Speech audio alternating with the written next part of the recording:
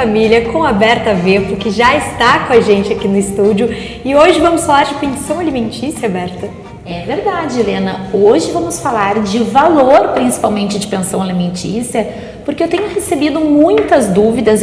Nós já falamos outra vez sobre esse assunto, mas eu tenho recebido algumas perguntas bem peculiares sobre principalmente o valor da pensão, de como funciona a fixação da pensão. Inclusive alguns casos práticos, e um deles foi como é que fica o valor da pensão quando a pessoa também recebe os bens como partilha do casamento, né? Eu recebi uma mensagem dizendo que a pessoa recebeu bens do casamento a título de partilha, que é diferente de pensão alimentícia, e em razão disso a pensão dela foi retirada. Então o que acontece? Hoje em dia, a pensão tem uma característica que é muito marcante no judiciário, que é a questão da transitoriedade, ou seja, a questão é temporária. Não existem mais aquelas pensões vitalícias de antigamente, que as pessoas recebiam pela vida inteira valores de pensão.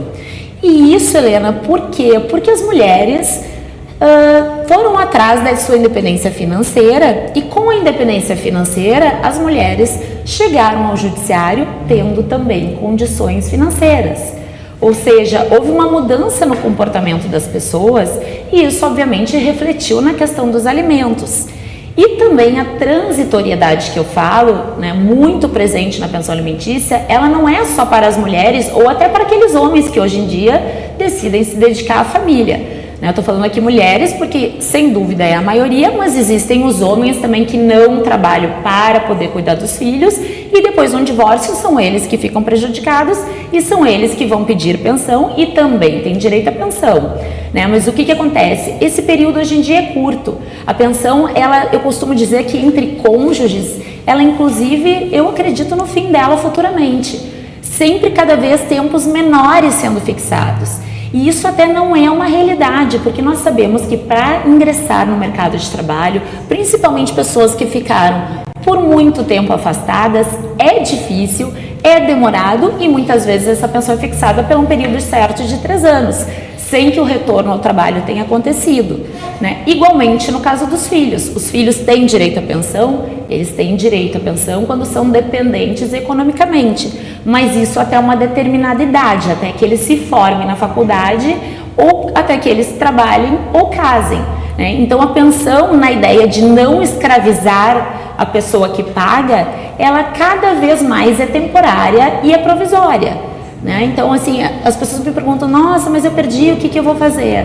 Quando a gente está casado, nós já temos que pensar hoje na hipótese de não dar certo o casamento e de um dia acontecer o divórcio, né? Hoje isso é uma realidade, é muito fácil se divorciar, né? E as pessoas estão cada vez com menos paciência, cada vez mais as pessoas terminam mais rapidamente os seus casamentos. Eu chego a fazer divórcios de casamentos de 6 meses. Então, nós temos que pensar que isso é uma realidade, e dentro disso, que as mulheres não deixem de sair do mercado de trabalho, né? Que a gente realmente tenha consciência que a nossa luta por inserir no mercado de trabalho, por participar, por ter uma independência financeira, ela trouxe reflexos para a sociedade. E Berta, quando a gente fala, né, da pensão e principalmente dos valores, a lei ela não tem um valor determinado. Então, como acontece a fixação de quanto a pessoa vai receber? Essa, Helena, é uma das maiores dificuldades, inclusive para quem trabalha com direito de família. Porque como a lei não prevê um valor certo, e nem teria como, porque cada família tem um valor de renda diferente, a gente sempre faz uma equação, que é a capacidade de quem paga com a necessidade de quem recebe, né? Claro que a necessidade de crianças pequenas e crianças em ter idade são presumidas, ou seja, não preciso comprovar cabalmente cada custo, mas é evidente que se eu estou pedindo um valor um pouco maior, eu preciso provar que aquela criança tem aquele custo, né? Mas o básico sempre é uma necessidade presumida, tá? Então, assim, se faz sempre essa equação, a ideia do judiciário é esse equilíbrio, e aí a pensão é o mais individualizada possível, comparando quem está pagando e a necessidade de quem está recebendo. E é muito comum a gente ouvir falar em fraude dos alimentos. Como isso acontece? O que é a fraude nos alimentos? Renato, isso infelizmente é uma triste realidade do judiciário. Muitas pessoas, não acontece evidentemente em todos os processos, mas muitas pessoas com o fim do casamento tentam não pagar alimentos nem para os filhos, ainda que saibam das necessidades dos filhos, então escondem os rendimentos, escondem bens, para que a pessoa, a genitora no caso, não tenha acesso a esse dinheiro. Mas para que a genitora possa criar o filho, ela precisa do acesso. Então é muito difícil para o judiciário achar os bens, achar o dinheiro de quem os frauda, porque são muitas formas de fraude, fraude por interpostas pessoas, por laranjas, fraudes por empresas. Então é uma dificuldade que existe hoje e por isso eu falo tanto aqui que é importante que as pessoas tenham conhecimento dos rendimentos familiares, de como é a renda, de como é toda a questão financeira da família. Porque quando se chega em juízo sem o mínimo conhecimento de nada, é mais difícil e aí sim todas as provas têm que serem feitas em juízo, né, com quebras de sigilos, com ofícios, e isso obviamente demanda um tempo porque depende da resposta de terceiros. Berta, na semana passada, quem está nos assistindo deve lembrar, a gente falou sobre filhos socioafetivos. Nesse caso, se se assume mais um filho, o valor da pensão se altera? O que acontece? É muito comum quando alguém tem mais um filho ou reconhece mais um filho, tem um custo a mais. E aí o que acontece? Nasce uma dificuldade no pagamento daquela pensão dos outros filhos, tá? E vale lembrar aqui que o direito à pensão não é durante o casamento. Durante o casamento nós temos o dever de mútua assistência entre os cônjuges. É um dos deveres conjugais. Mas terminado o casamento, aí sim vem o direito à pensão alimentícia. Se eu assumo mais um filho, ou se a minha esposa teve mais um filho, ou meu marido teve mais um filho, acontece que as pensões têm que ser reequilibradas, porque uns não podem ganhar mais que os outros, né? Então pode acontecer, com a vinda de outro filho, a redução da pensão daquele outro. Lembrando que isso deve ser feito judicialmente, não existe redução de pensão alimentícia sem uma decisão. Eu não posso fazer de forma unilateral ou mesmo convencionado entre as partes, porque essa pensão ela vai seguir valendo e pode ser inclusive cobrada em juízo com a prisão do devedor. E esses casos de avós devedores de pensão, eles também devem pagar? Os avós hoje também devem pagar, desde que os pais não consigam, tenham algum tipo de incapacidade financeira para pagar, né? Então, os primeiros devedores da pensão alimentícia são sempre os pais. Nós, pais, temos a obrigação de sustentar os filhos. Acaso por algum motivo eu não possa, eu tenho alguma incapacidade temporária ou até permanente, aí sim eu posso ingressar em juízo pedindo que os avós paguem essa pensão, né? Muitas vezes as pessoas chegam já querendo ingressar direto contra os avós, porque os avós teriam uma capacidade financeira maior que a dos pais. Isso não pode. Eu não posso ingressar diretamente nos avós sem que antes eu tenha ido nos pais. Os avós têm uma obrigação secundária e não a principal obrigação de prestar alimentos aos filhos. Mas qualquer parente pode pedir o direito à pensão? Assim, até existe na lei uma previsão de que os parentes podem pedir. Mas o que eu quero que as pessoas entendam? O que se considera para pensão?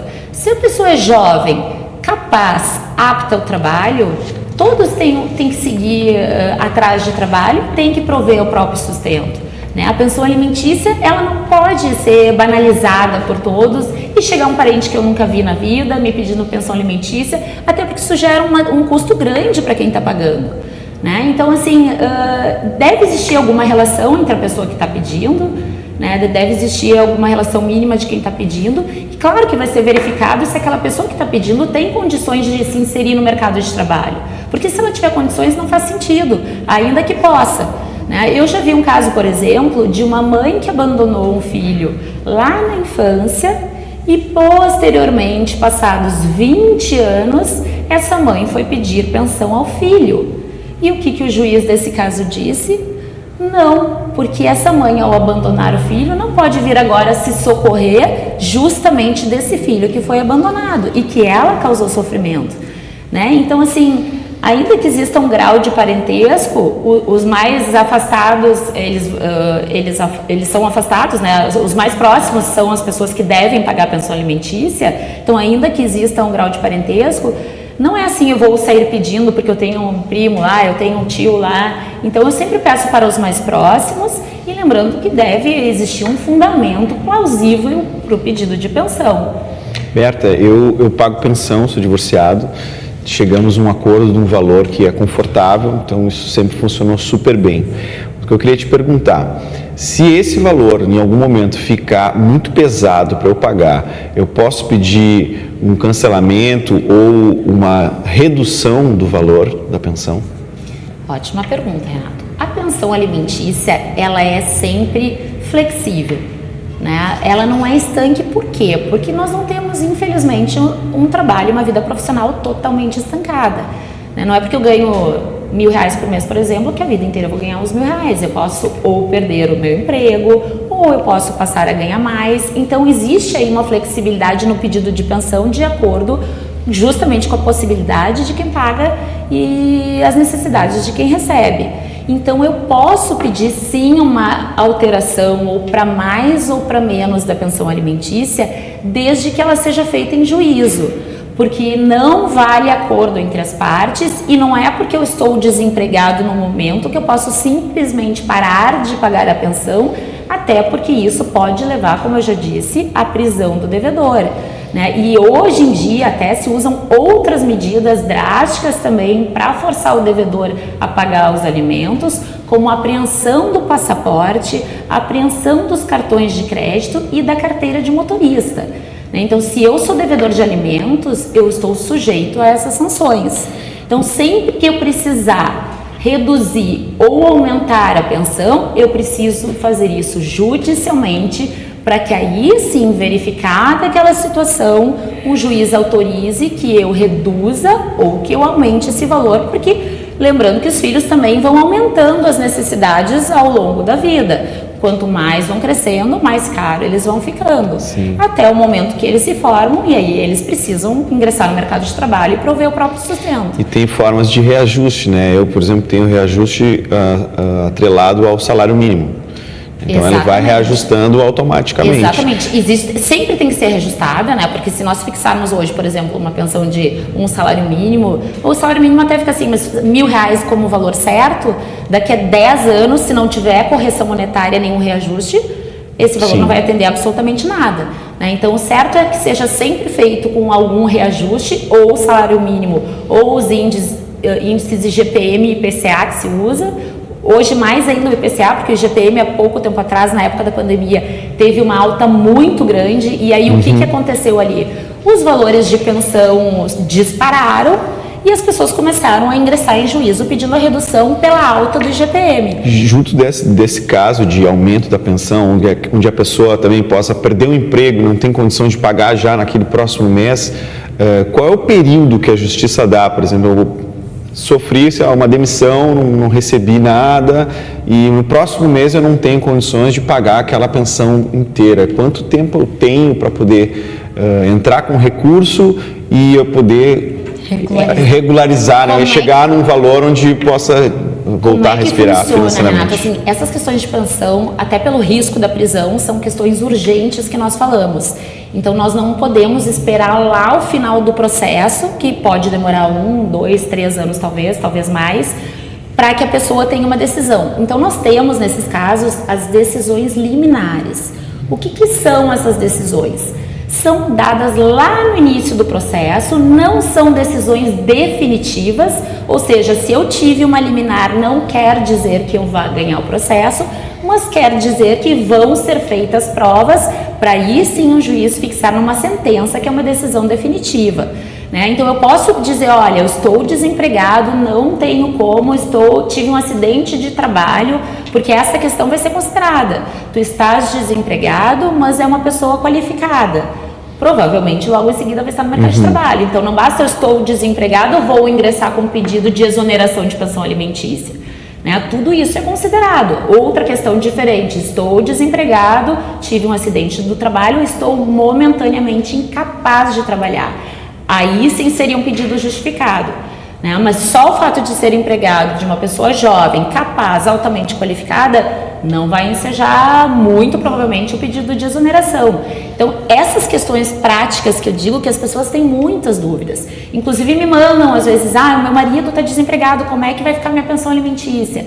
Para que ele pare de pagar, ele tem que ingressar em juízo, dependendo lá de uma decisão judicial. Senão, ela pode executar ainda esse valor que ainda é devido, ainda que ele esteja desempregado. Se a pessoa vai para um emprego onde recebe menos, ela consegue comprovar e diminuir daí o valor. Se ela receber menos, ela pode pedir uma redução dos alimentos, aí comprovando que o salário é menor, que os recebimentos são menores, né? E também o contrário. Se receber muito mais, meu marido se separou de mim e cresceu absurdamente profissionalmente. Pede um reajuste. Pede um reajuste, porque os filhos não podem ser privados desse reajuste. Né? Provavelmente, se for só para ex-esposa, como eu disse, é uma pensão temporária. Hoje em dia o judiciário não está dando. Inclusive em casos que nós temos de pessoas com mais idade, porque nós pegamos a transição. Né? Nós conhecemos hoje mulheres que viviam há muito tempo lá atrás casadas, na época em que os maridos ainda podiam autorizar que a mulher trabalhasse. Isso era uma realidade no Código Civil de 2016. Né? Então ainda existem essas mulheres que casaram neste período lá atrás e que não têm sequer formação profissional e que o judiciário está tirando a pensão alimentícia sob o fundamento que elas receberam, por exemplo, a ameação, que é o direito aos bens. E que se esses bens rendem dinheiro, elas podem sobreviver da renda dos bens e não mais da pensão alimentícia. Então, olha como isso é forte ainda. Eu, sinceramente, não acho certo uma pessoa que tenha vivido numa outra época, numa outra cultura, em que ela precisava ter autorização do marido para trabalhar e que hoje venham tentar aplicar uma igualdade de gênero que na época dela não existia. Então, as mulheres de hoje, com 70 anos, mais ou menos, até 60, 70, 80 anos, estão sofrendo essa Passaram a vida sobre um outro regime, né? Outro regime e outra cultura, Renato, é muito diferente. E elas dizem, meu marido não deixava, e eu não... E naquela época as mulheres ou eram empregadas domésticas ou eram professoras. As mulheres nem estudavam, né? Então, assim, a gente não pode também trazer para os dias de hoje uma mulher que viveu nessa época. E eu estou falando aqui de casamentos de 20, 25 anos, de 3 filhos. Não um casamento curto de 1 ano, que aí sim a pessoa quer sobreviver às custas de uma pensão alimentícia.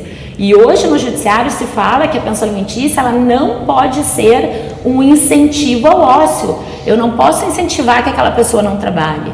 E isso está certo, mas também nós temos que considerar que tem pessoas que não vão conseguir ingressar no mercado de trabalho. Né? O Superior Tribunal de Justiça ele faz essa ressalva, a pensão é devida para os casos em que as pessoas não consigam entrar no mercado de trabalho. Mas isso ainda é timidamente aplicado. Uma última pergunta.